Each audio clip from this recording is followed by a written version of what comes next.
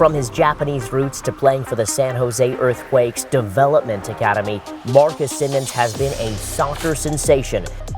As St. Mary's transfer, he endured a season-ending injury 1 year ago, but has since bounced back with confidence and focus under a new coaching staff at USF. Join me, Charles Wollin, for an inside perspective on a crafty winger who will lead the Dons into a new era.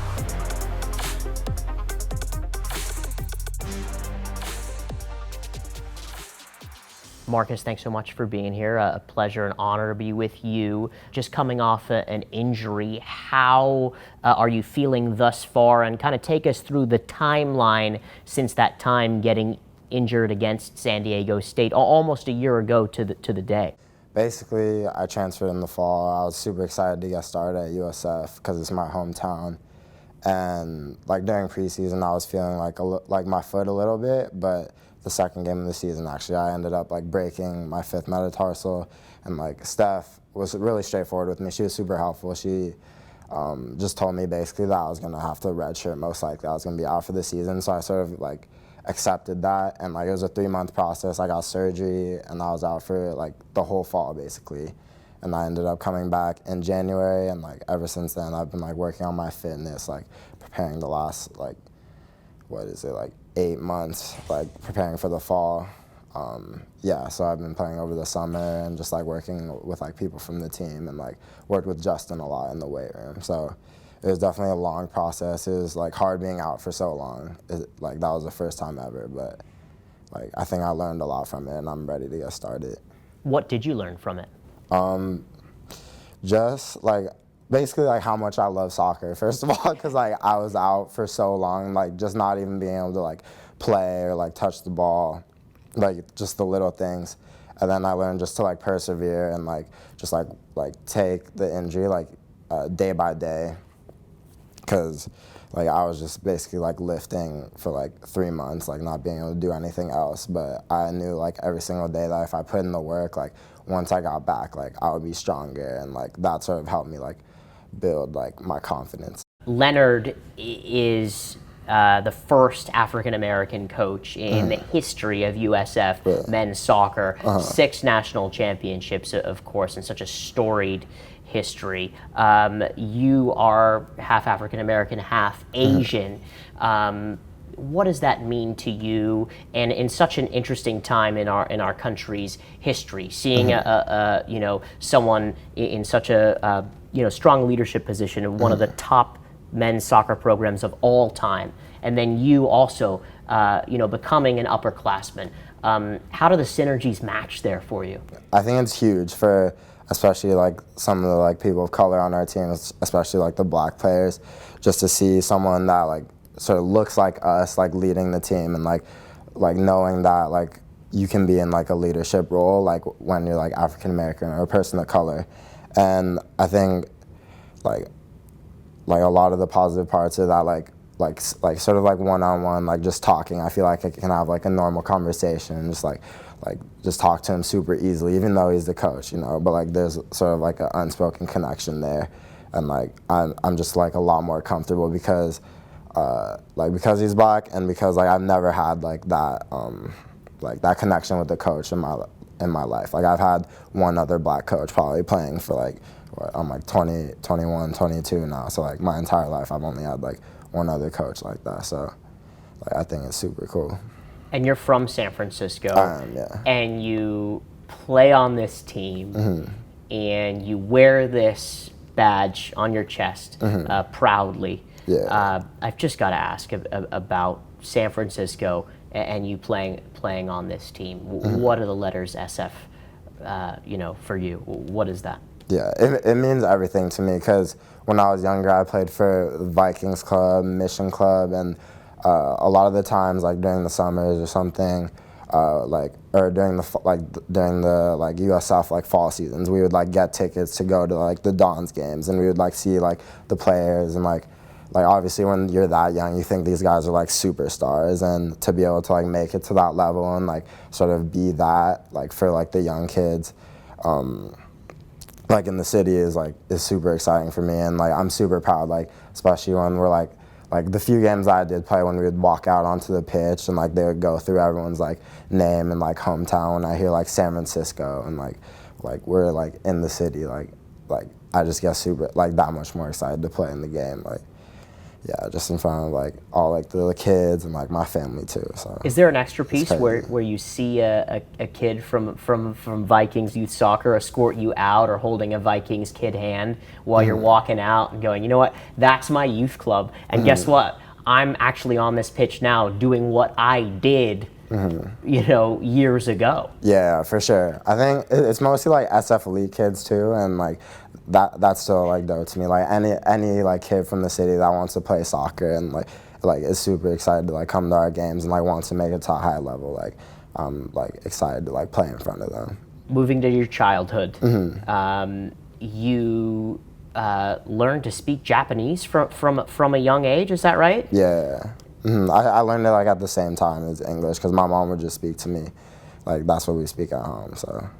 And you have a favorite saying in English and in Japanese. Can you kind of share with us? Yeah. So it's sort of something that my mom's like always told me, because I always like wanted to like play professionally and go on to higher levels of soccer. And like whenever she would think I was being like lazy or something, or at the house, she'd always say, like basically the translation would be like, it's not easy, or like it's not sweet, like basically saying that I can't like waste a minute or like a day of like training. Like I always have to like be working and like working towards the goal, because like the time span of like being a professional, like being an athlete, is so short. So she's basically saying like I have to pursue and like work as hard as I can now. So like, and so basically she just says it's not easy, and like in Japanese it's like amakunai.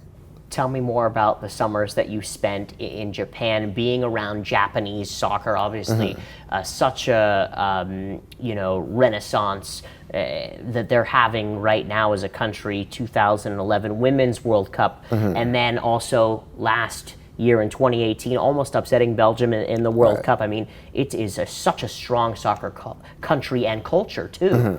My family in Japan is actually who like got me like super passionate about soccer. Like all my cousins over there, like soccer fanatics, and like they were like AC Milan and Liverpool fans. Whenever I would go over there, we would always watch like Premier League games or like Serie A games, and like they took me to like my first like professional soccer matches in like a stadium and stuff.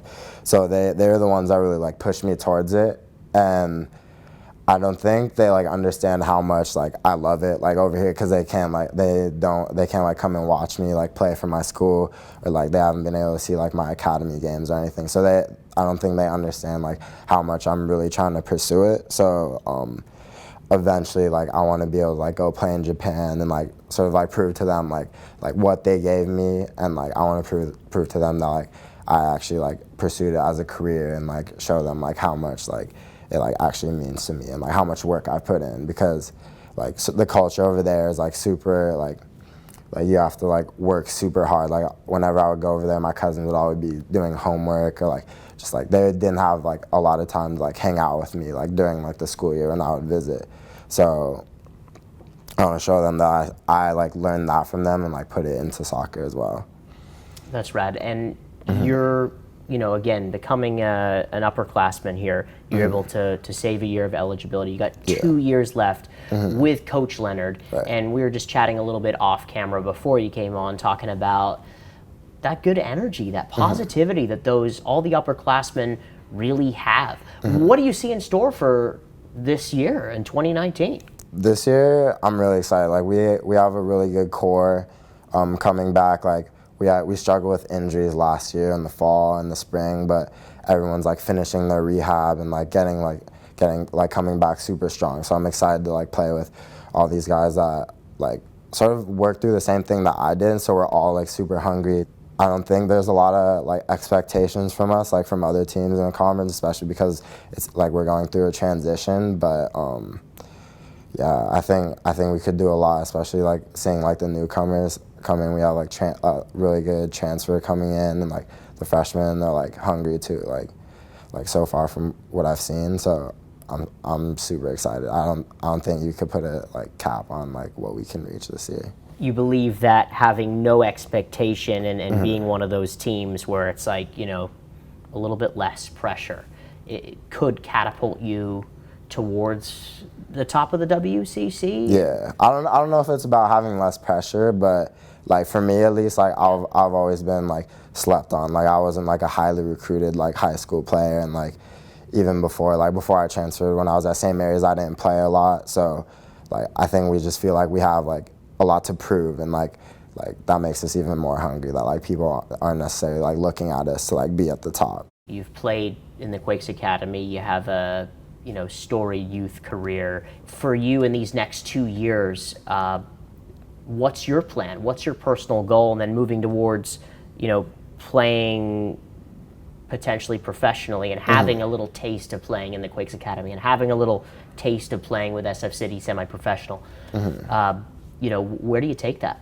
Yeah. So right now I'm just focused on like our season, our team right now, what Coach Leonard like has in like what he's like planned out for our team. Like I think we're like transitioning into like his his plan and like what he wants for our team and what like he wants to move on to. So I think this year, like I want to do whatever I can to help the team and like improve for myself and like sort of push the team onto what like Coach Leonard wants, obviously because we're turning a new page in the program, and so that's what I want to focus on this year. Then obviously I want to get noticed. If our team's performing, like I'll get more looks and like just like continue like working up, so eventually I could get looks and like I want to sign a pro contract eventually. So who are your idols and mentors, guys that you look up to when you're playing, or watch that highlight reel of